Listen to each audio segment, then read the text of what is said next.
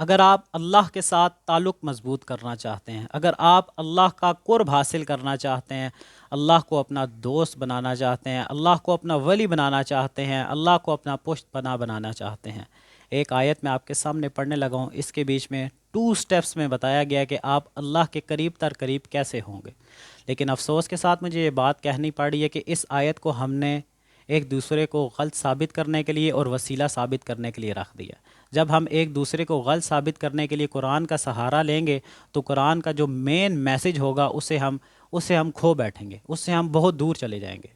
دیکھیں اس آیت میں بتایا گیا ہے، سورۃ مائدہ کی آیت نمبر 35 ہے، بسم اللہ الرحمن الرحیم یا ایہا الذین آمنوا اتقوا اللہ، یہ فرسٹ سٹیپ ہے۔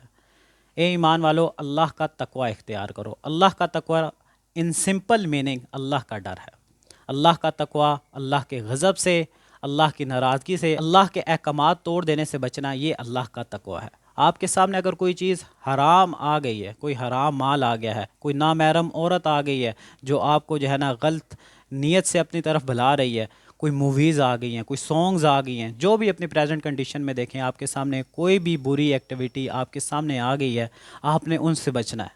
جب آپ ان سے بچنا شروع کر دیں گے، وہ اللہ کا تقوی ہے۔ ان سے کیسے بچیں گے؟ آپ کے دل میں اللہ کا ڈر ہوگا، آپ کو پتہ ہوگا کہ یہ چیز حرام ہے، اسلام میں اللہ نے مجھے اس چیز سے منع کیا۔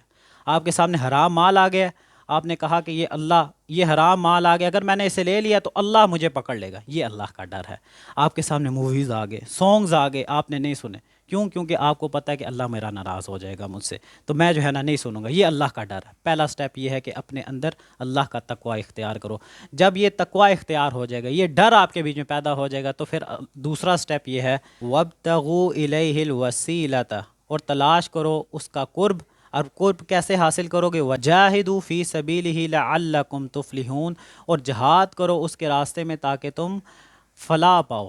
یہ دوسرا سٹیپ ہے کہ آپ نے اللہ کے راستے میں جہاد کرنی۔ فرسٹ سٹیپ آپ نے لے لیا، آپ کے اندر تقوی اختیار ہو گیا، آپ نے دیکھ لیا کہ میرے بیچ میں سے خرابیاں ختم ہو گئی ہیں، اب میں کسی بری چیزوں کی طرف نہیں جا رہا، کسی حرام چیز کی طرف نہیں جا رہا، کوئی سانگز موویز ایسی چیزیں میں نہیں اپنا رہا، تقوی اختیار ہو گیا۔ اب قرب حاصل کرنا ہے کہ نزدیک تر نزدیک اللہ کے ہونا ہے، وہ کیسے؟ جہاد سے۔ اب جہاد دیکھیں، جہاد کی ڈیفینیشن سمجھ لیں آپ۔ جہاد یہ نہیں ہے کہ آپ نے کافروں کے ساتھ جا کے لڑنا ہے، جہاد یہ ہے کہ اپنے نفس میں سب سے پہلے افضل جہاد یہ ہے کہ اپنے نفس میں دیکھیں آپ کے بیچ میں کیا غلط چیزیں ہیں، جو بھی چیزیں اللہ کے قانون کے مطابق نہیں ہیں اسے نکال کے باہر پھینک دیں۔ جب آپ اس پر فلی کنٹرول پا لیں، اس کے بعد آپ نے نیکی کا حکم دینا ہے، برائی سے روکنا ہے۔ دیکھیں رسول اللہ صلی اللہ علیہ وسلم کے جو اصحاب تھے، صحابہ کرام کے اوپر کتنے ظلم ڈھائے، مشرکین نے کتنے ظلم ڈھائے، یہاں تک کہ حضرت یاسر رضی اللہ تعالیٰ، حضرت سمیہ رضی اللہ تعالیٰ کو شہید کیا گیا بے رحمی کے ساتھ، بے دردی کے ساتھ۔ لیکن اس ٹائم ان کو حکم نہیں ہوا۔ صحابہ کرام رسول اللہ صلی اللہ علیہ وسلم کے پاس آیا کرتے تھے، یا رسول اللہ آپ ہمیں حکم دیجئے، ہم ان کے ساتھ لڑیں، ان کے ساتھ جہاد کریں۔ لیکن اللہ کے رسول صلی اللہ علیہ وسلم نے فرمایا کہ ابھی اجازت نہیں آئی اللہ کی طرف سے۔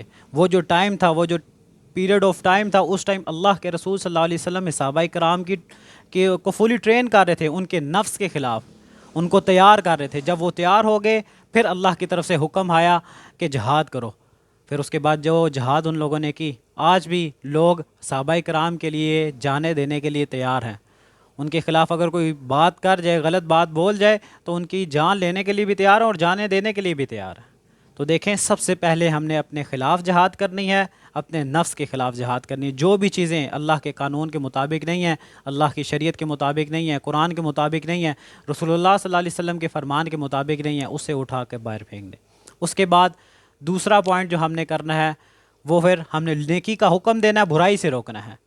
قرآن مجید میں فرمایا گیا یا بنی اقیم الصلاۃ وامر بالمعروف ونہی عن المنکر، نماز قائم کرو، نیکی کا حکم دو، برائی سے روکو۔